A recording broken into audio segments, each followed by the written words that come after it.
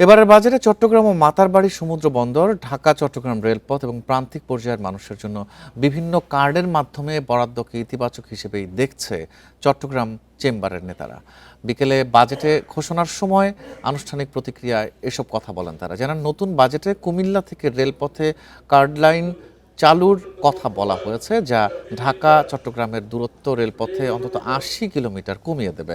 পাশাপাশি বন্দরের বে টার্মিনাল, লালদিয়া চর টার্মিনালকে ঘিরে বিশেষ উদ্যোগের কথা বলা হয়েছে।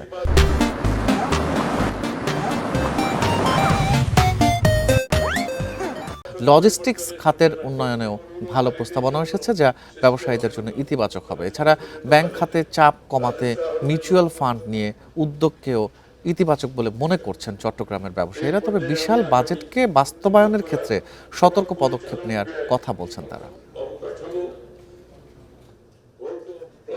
ল্যাব টেস্টের যে ব্যাপারটা আছে, ওটা এখন চট্টগ্রাম চেম্বারকে এনবিআর এটা দিতে রাজি আছে। যে কোনো একজনের দ্বারা এটা পরিচালিত হবে এবং এতে করে অত্যন্ত স্বল্প সময়ে ল্যাব টেস্টটা পেয়ে গেলে তাইলে মাল ছাড়াতে সুবিধা। ব্যাংক থেকে ঋণ নিয়ে কাজ করে, ওইটার উপরে যেরকম চাপ কমানো কম হয়, এর জন্য বন্ড মার্কেট অ্যান্ড মিউচুয়াল ফান্ডের উপর ওনারা স্ট্রেনথেন করবেন। তা যদি হয় তাহলে আমার বিশ্বাস পুঁজিবাজার আরও ভালো হবে এবং ব্যাংকের উপরে আমাদের যে একটা চাপ সেটা অনেক কমবে।